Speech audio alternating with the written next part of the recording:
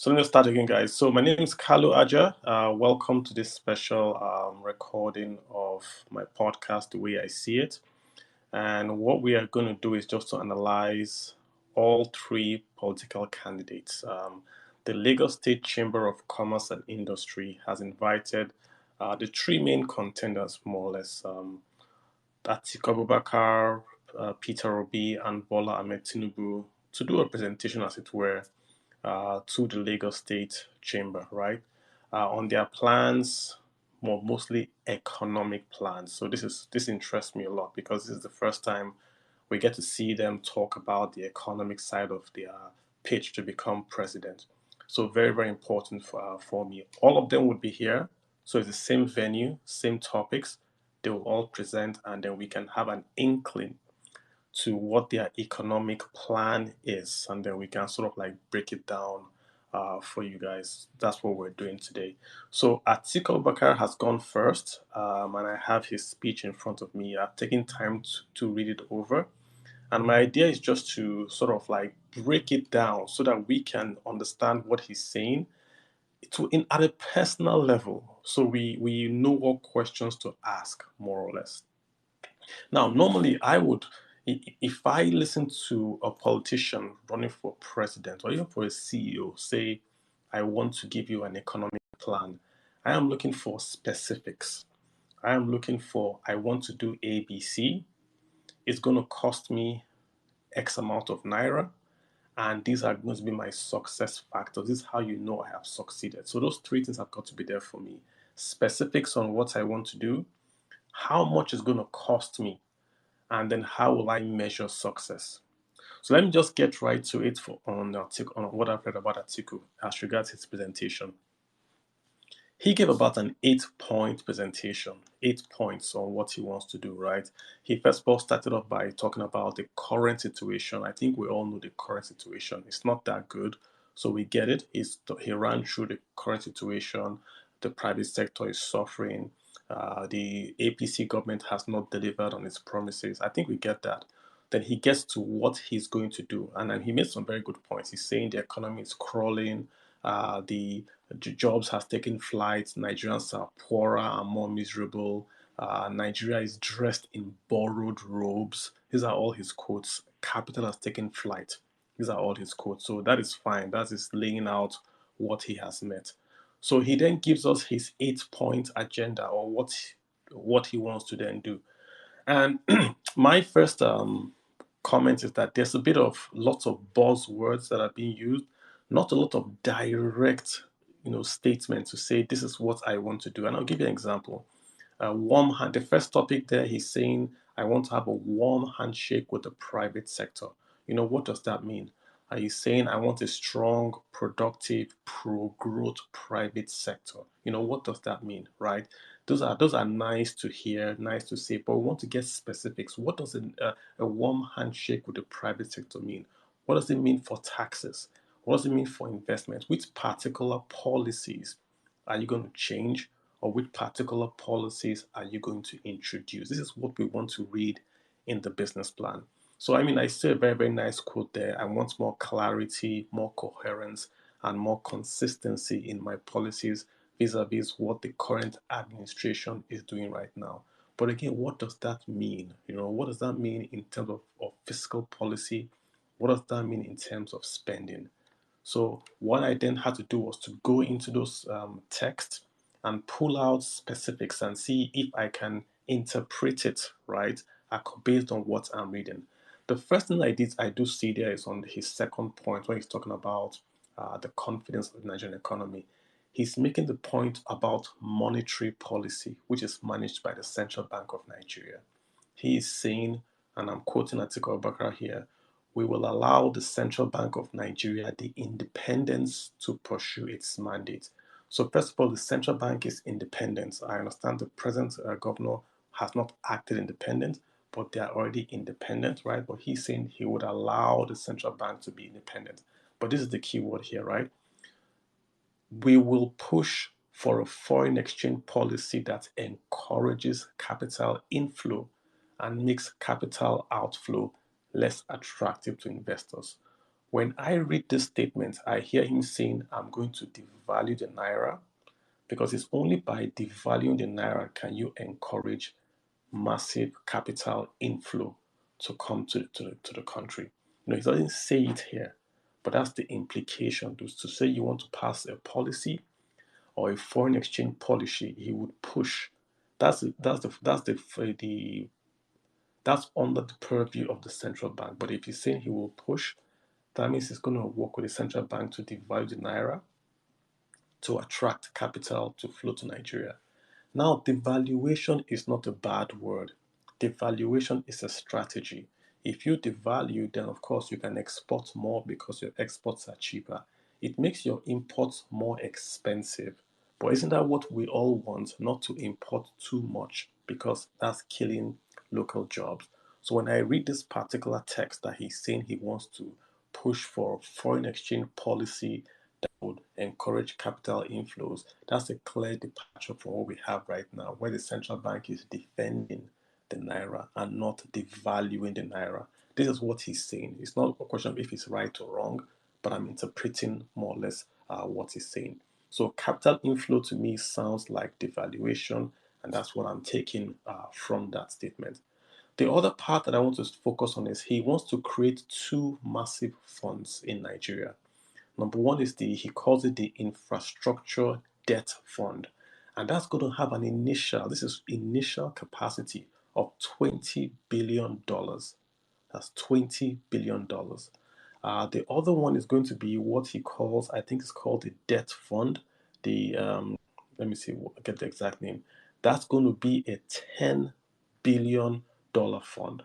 And that's going to be set up in his first 100 days. So this infrastructure fund, right, he's going to set this fund up to do infrastructure in Nigeria. And the exact quote he's saying is that we are going to work with the private sector, right, through incentives and regulation to create this fund. That's what he's saying for 20 billion. The other fund is the 10 billion naira dollar fund as well, which will be created in the first 100 days of his administration. He calls that the Economic Stimulus Fund. So those two funds are going to be 30 billion. Let me put this in perspective for you. The total reserve that Nigeria has right now is about 38 billion total with the Central Bank of Nigeria. So Atiku is saying in the first 100 days he will have about a quarter of that, about 10 billion created sitting in a fund, $10 billion. And then he will create a second fund for infrastructure for 20 billion. There's no time frame of when he's going to do that. Now, this is brilliant. I like it. I want this funds created so we have the money in one place and we can spend. But the point I make again is this: there are no specifics. How will he create this fund? What tax policy is he going to offer to the private sector to come in and create this fund? How would it work? Is it going to be a tax or is it going to be an incentive? If a company says, I want to donate to this fund, can they write it off their tax liabilities to Nigeria? Or is it going to increase and tax them and then take the money and put into that fund? These are the questions that I expect to see in a presentation to an economic forum, right? Not the buzzwords at a very, very high level. There's nothing wrong in the policy, but my point is we've got to drill it down. It's really, really, really got to come down. Lagos State, right, is the largest economy in West Africa. You could argue maybe in sub-Saharan Africa, right? So the policies or the economic policies whoever wants to be president takes up and communicates to Lagos is very, very important. That is going to drive the conversation on the economy going forward. So for this kind of gathering, we want more specifics, not less. We want more and more specifics. So on the first point we've talked about is the devaluation. That's how I'm interpreting it. The second one is he wants to raise $30 billion. The first $10 billion he wants to raise in the first 100 days, right? And then the other 20 billion he wants to raise that for infrastructure. The question is, where will the money come from? Where is he going to tax? Is he going to incentivize? How will he do it? So we need more clarity on that. Why? Because you want to know if your own taxes are going to go up. If he's going to raise 20 billion, is he going to tax you to raise that 20 billion? This is one thing that you want to find out. So again, clarity is really, really needed, right? Then he's talking about the debt, and this is where I want to go out. He's saying that the federal government has been over borrowing. The current government has been over borrowing. He's very, very correct. He's saying he's going to approach his funding of his government by stopping subsidies and making sure that 45% of the budget does not go. That's the recurrent expenditure will be capped at 45% of the budget. So the question I want to ask the campaign is this: what happens if we have to go above 50? Will we sack workers? How would you ensure that the budget stops at that 45? This is the thing. Are we saying we're going to rationalize, or is it a hard cap? Why 45? Why not 30? Why not 55? Is paying salaries in some states is a stimulus. So are we going to stop paying those salaries? Again, it comes back to the point of more and more and more clarity. We need to know more so that we can take a decision and we can analyze this a lot better. But let me go in specifically to what he's talking about. Stop subsidies. He's making the point that the government right now, that he is going to stop funding inefficient MDAs. That's what he's saying. So if you're an MDA, you will not automatically be funded by the government. So he's going to pull up not just the PMS subsidy, he's talking about the subsidies of ministries, departments, where you have some ministries that don't do anything, right? But they are still getting funding from the government. He's saying he's going to pull that funding off. So they will not support, quote unquote, these ministries that are not performing. That's what he's saying here. I like that. I like that they are focusing on that aspect as well.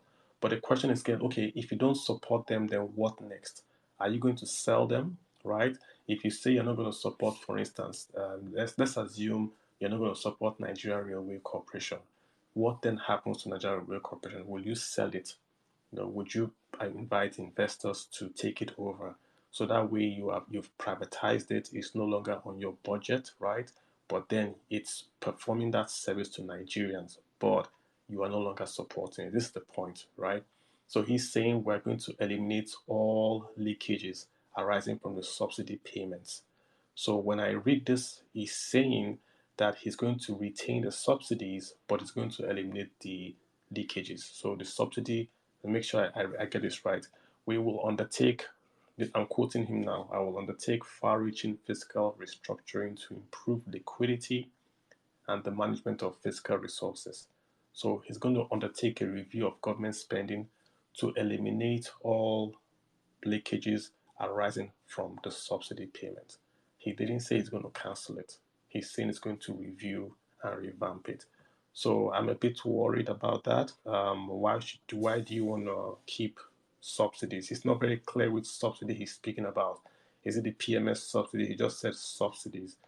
So this is the point again. Clarity, clarity. It's very, very high level stuff, but we've got to get down to the numbers and sort of like understand where he's coming from, right? So this is my take on what I've read. Let me see. I think these are the four major things that I picked out from his speech that I think were different from what is happening right now or needed extra, should we say, extra clarification. So I'm done. Overall,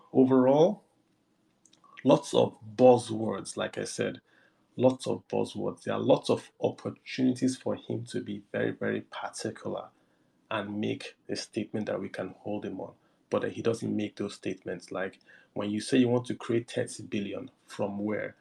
When you say you want to work with the central bank to make them more independent, but that you pursue a policy of stable interest rates, stable exchange rates, and also will encourage capital inflow. What does that mean? Does that mean you're going to devalue?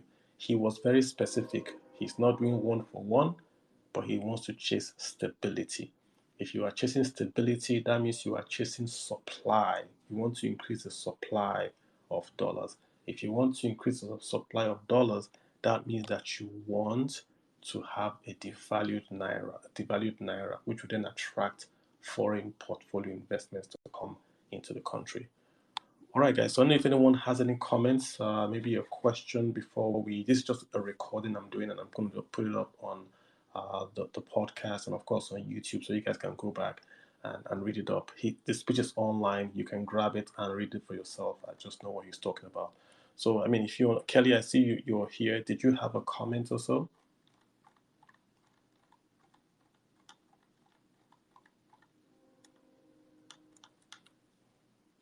Okay, Kelly, I can hear you. Maybe you have to unmute. Otherwise, I'm just going to shut the space down and just thank you guys for listening. So just a recording. The plan is that when Mr. Peter Obi and, of course, Bola Ahmed Tinubu also make their presentations, we will also do the same thing.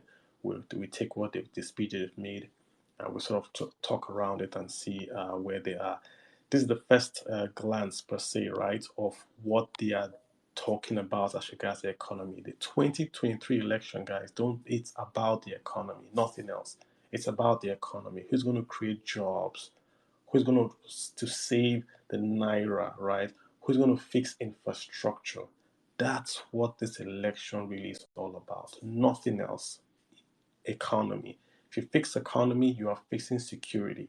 If you fix economy, you are fixing education, health. You are fixing lots when you give people a job, a real job. All right, Onyi, see, how are you doing, sir? I'm all right. Carlo, this is Henry. We've interacted in spaces before. The most frequent, recent one being the one with Igbo Histofacts when we analyze Southeast Development Plan. So I listened to the analysis of Atiku Abubakar's presentation to the Lagos Chamber of Commerce, and it seems to me like most of his policy documents wants to continue most of what the current government is already doing. For example, what would you say is the social investment fund that the current government already operates, where the current VP shares his 5K, 10K trade money, farmer money from? And how is this different from what Atiku is proposing? Now, I'm aware that the current government is grossly mismanaged and with a lot of incompetent people who are not reviewed or monitored. Is he saying that, oh, he's going to maintain these same structures and then improve management, or is he saying that he's going to create a new social investments type of fund? Because from what I understand, we already have this sort of in place. It's a big building in Abuja, and sometimes they even in the news for the money is being stolen blindly like that.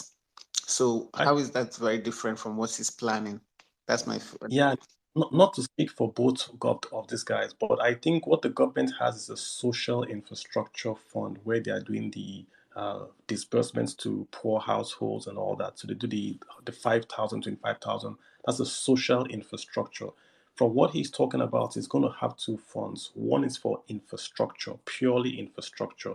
So 20 billion dedicated to infrastructure. But a fund set up, he's saying, from the private sector, through regulation and tax incentives. There will be a consortium of private sector institutions to operate this infrastructure debt fund of 20 billion. So this will go directly to infrastructure projects across the economy. We don't have an infrastructure fund right now. Then the other fund is the 10 billion, which is going to be for the jobs up, I believe. So that's how he's differentiating that's the economic stimulus fund. And he's saying that would prioritize support to medium and SMEs across the sector. The difference, I think, is the amount. he wants to do 10 billion under the SME fund. But the government maybe now has like a Bank of Industry fund. It's not up to 10 billion. So in terms of his fund for the economic stimulus, the difference is going to be the volume, right? But the infrastructure fund, I'm not sure we have a dedicated infrastructure fund in Nigeria that we are pulling from to invest. The PIDF is just the monies that they've taken from what's it called, from the LLNG. So instead of paying the dividends from Nigerian liquefied natural gas into the joint account, they just took it and put it into an account called the PIDF. But we don't have a specified segregated fund dedicated to just infrastructure. That I think is the difference. All right. Thank you for clarifying that, because I was going to raise up the PIDF also. And when I checked the mandates of the, you did say that the difference is in the amounts, because when I checked the mandates of the social infrastructure fund that is currently available, it mentioned that part of their jurisdiction was to stimulate MSME growth. So that's that.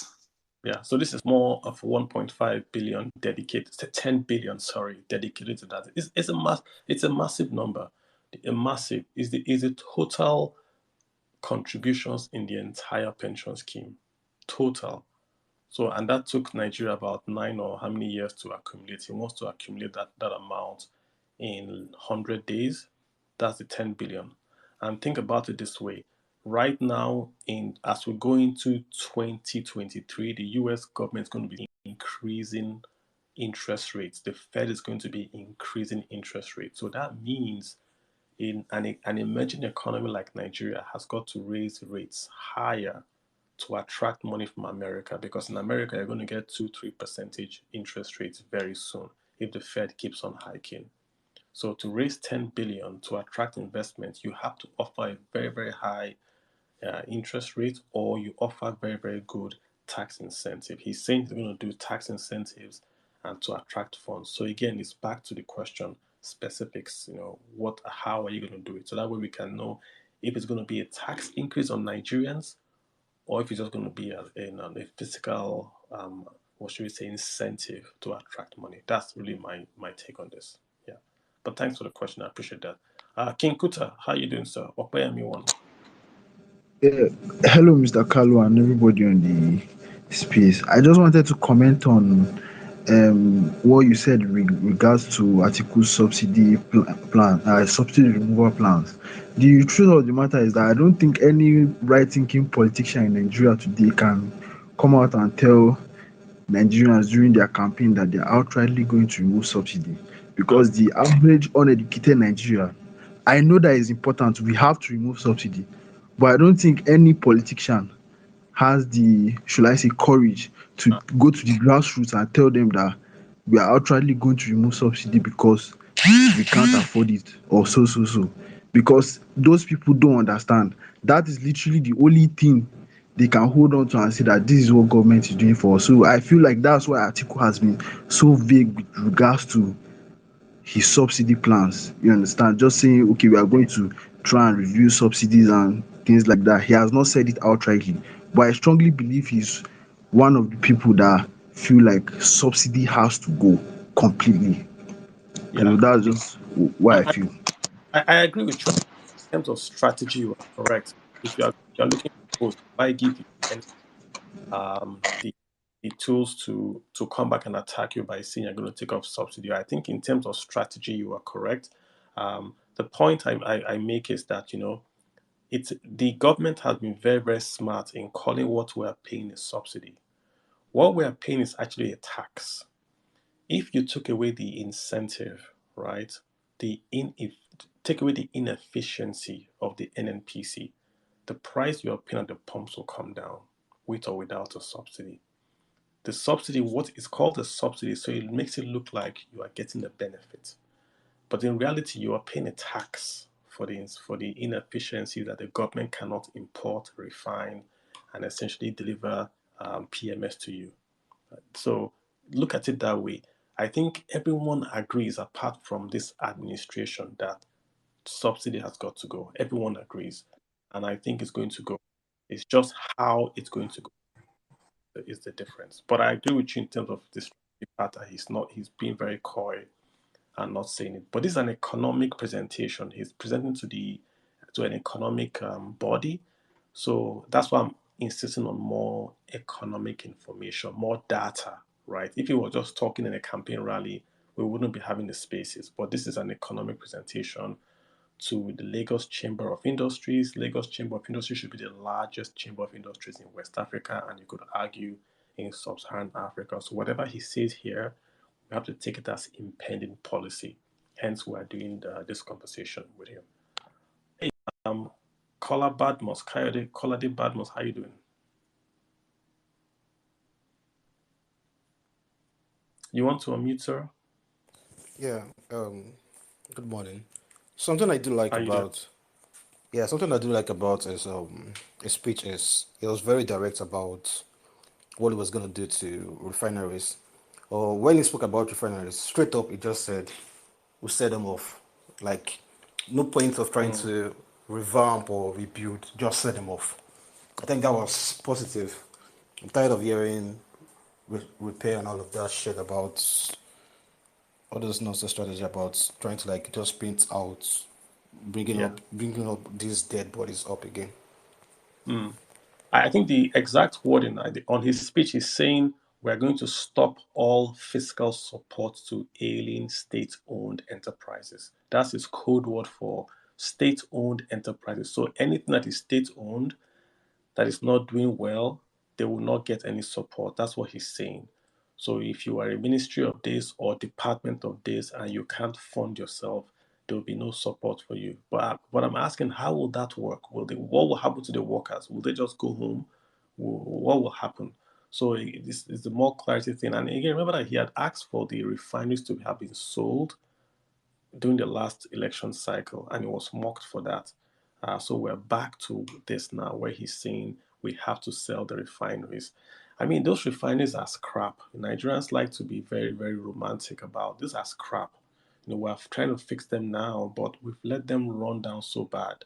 The plan, I believe, is to wait for Dangote's refinery. Once Dangote's refinery starts to work, trust me, you won't see any noise about these four refineries. We've let them really go become scrap, and we'll just have to wait for Dangote's refinery, hopefully in 2023, and then we can move on and to see where we're going to go.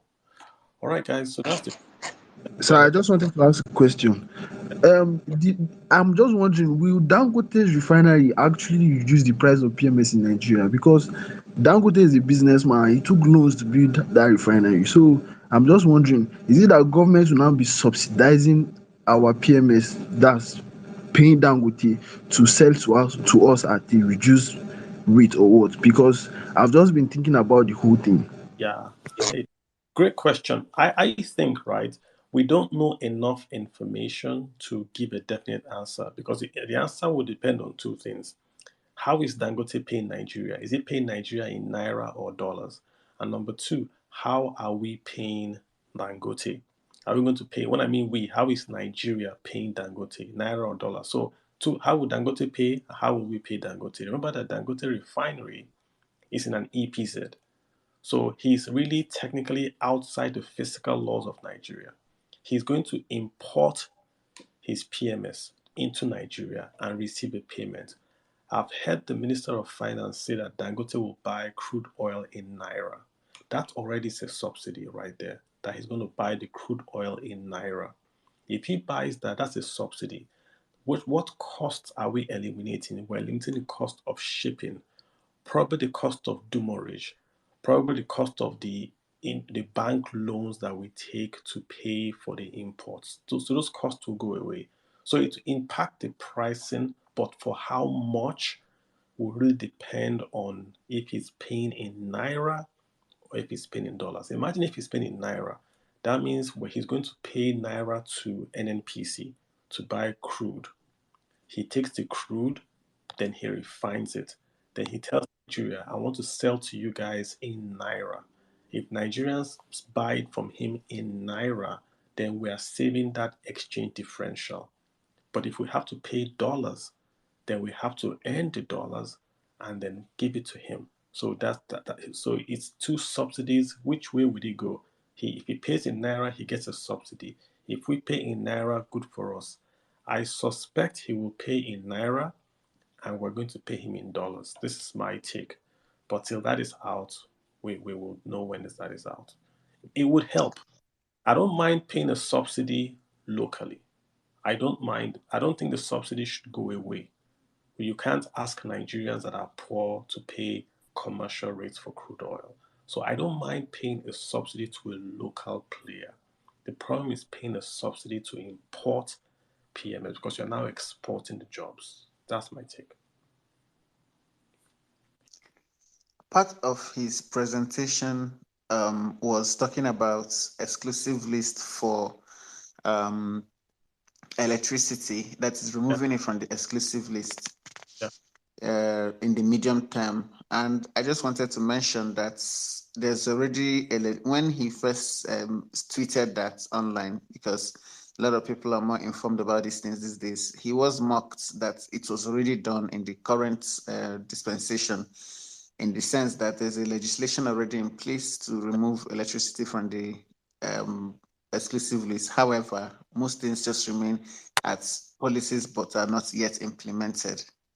And yes. I just wanted to mention that. And I think his quote is saying, and I'm quoting him here, I will propose legislation to remove the entire electricity value chain from the exclusive and give states the power to generate, transmit, and distribute.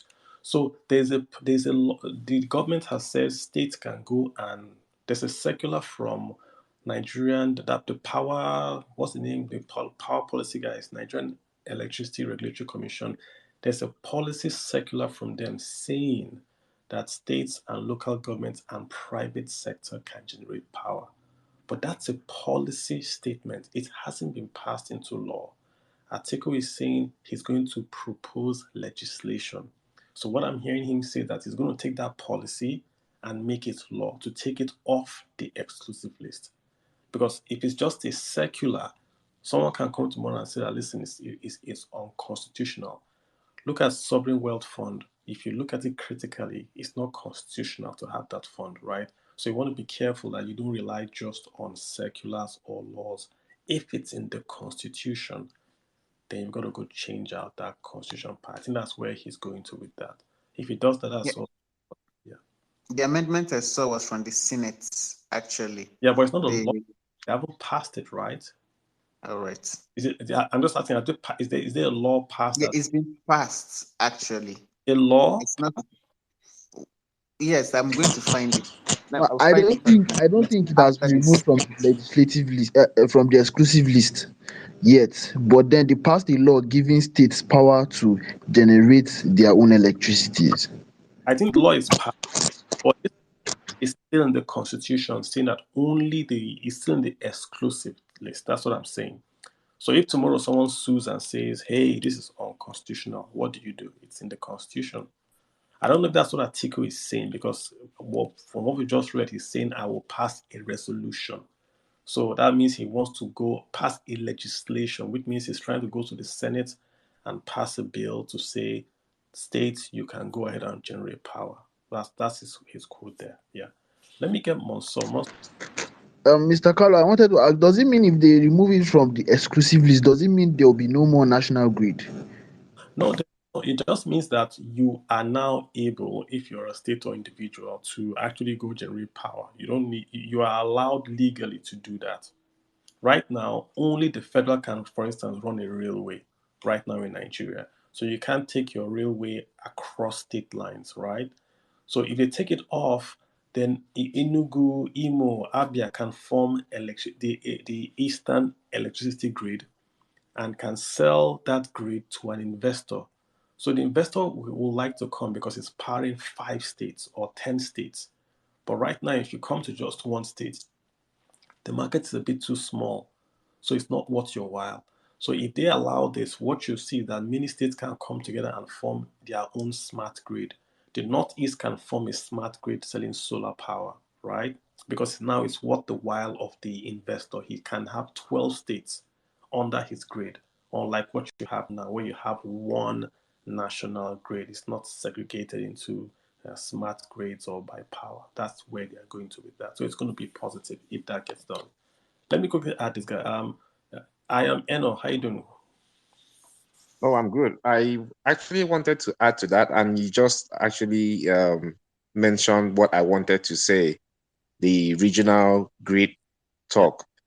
I mean, that's like the best thing that could come out of this, where states can come together and get have a grid.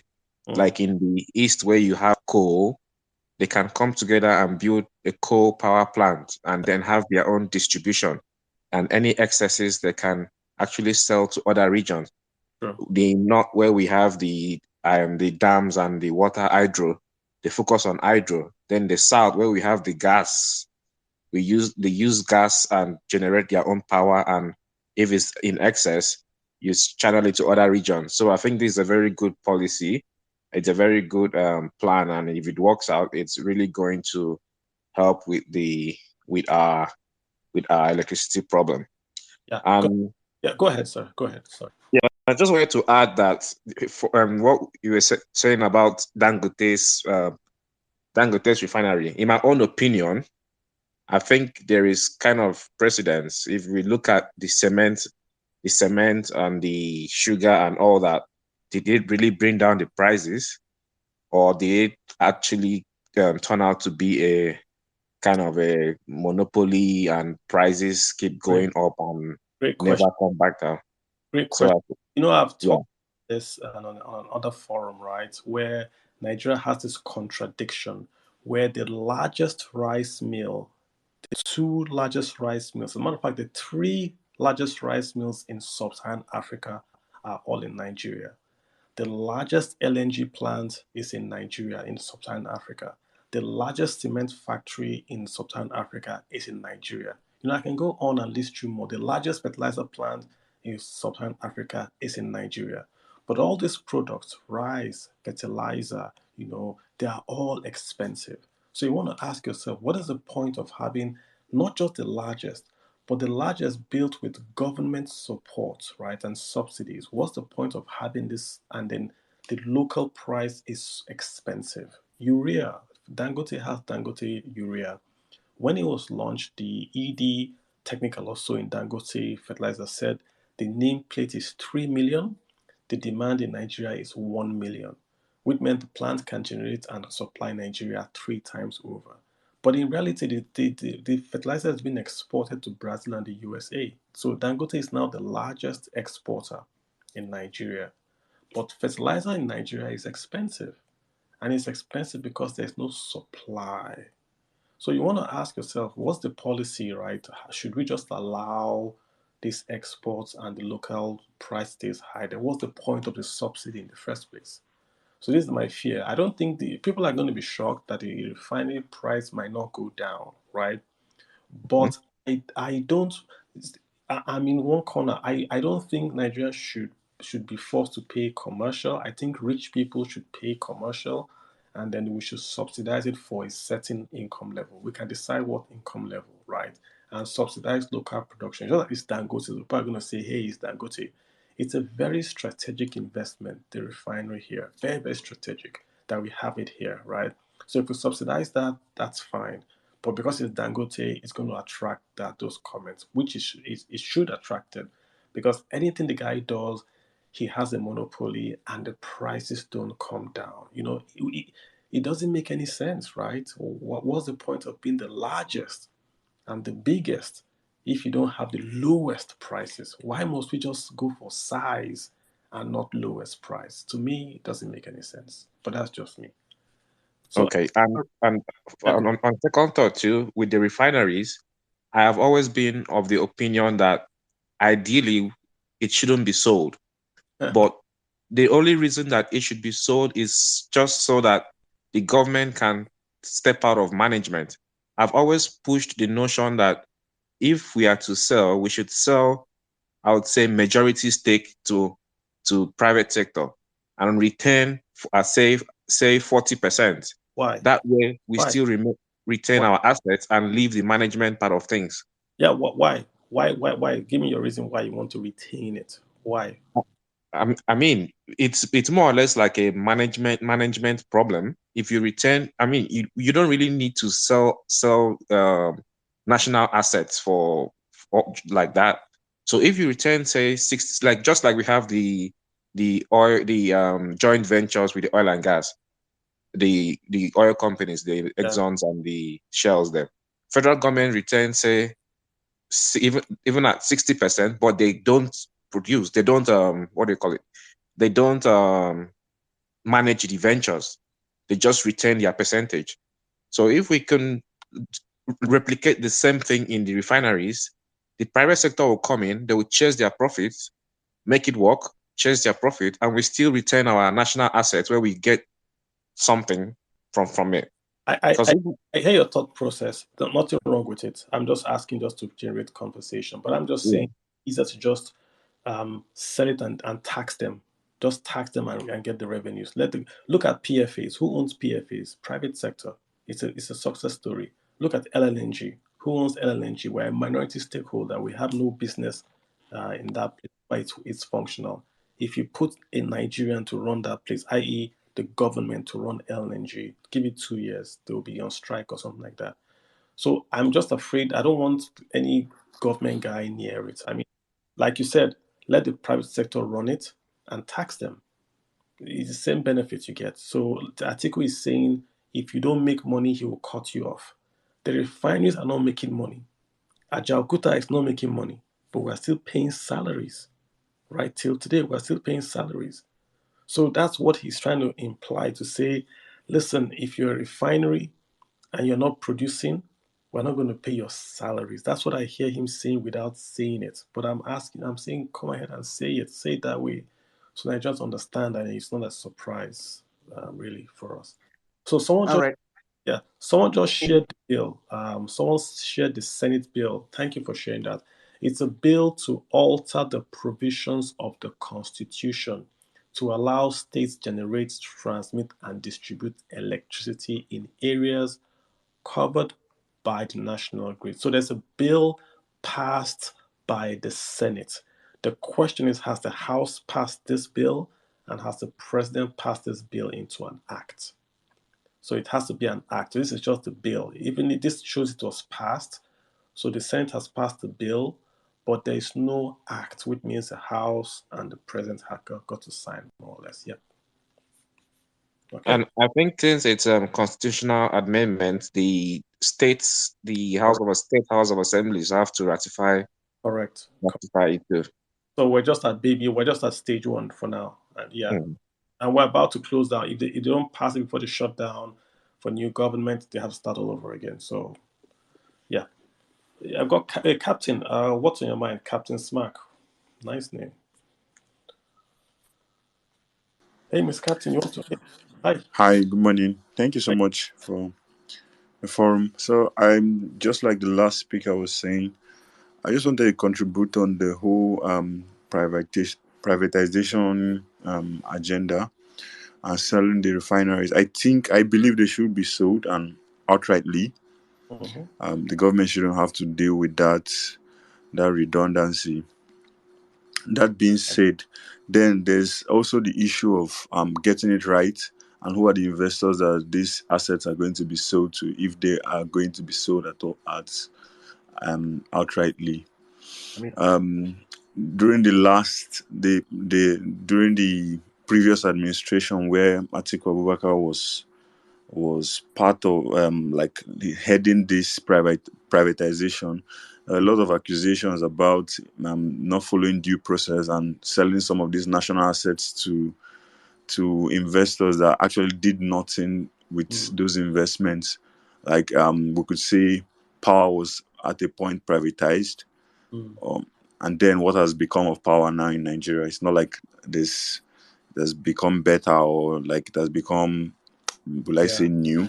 Yeah, so these are some of the questions that he has to answer, just to be able to say, okay, this is how we're going to go about privatization, and possibly these are the gains that we're going to get. Because just like recently we heard that NNPC has been changed from NNPC to NNPC Limited, and then the common man is like, is there going to be fuel or there's not going to be fuel? So we don't actually really mind if you're privatizing or you're leaving it in the hands of government, but let's just see like the real value adds in all these initiatives.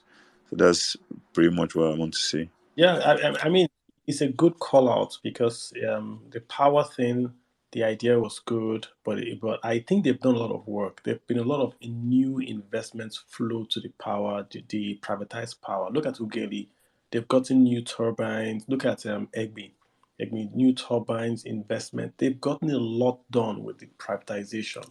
I just think that there are other issues like tariffs.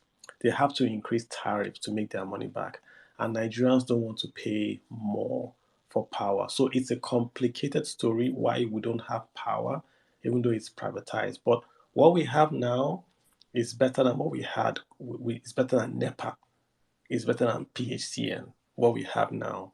So it's always a good idea to bring in folks that have got that are driven by, so we say, quote unquote, greed or capitalism, because if it doesn't work, they don't get paid. So Nigerian government does not have a good record in managing assets. That's just the reality. If you take a Nigerian asset, look at Eleme Petrochemical, wasting away till someone comes in there, turns this around, and it's now a multi-billion-dollar asset that Nigeria owns. So if we can't manage stuff, sell it away or lease it out and just tax them and get your tax revenues and move on.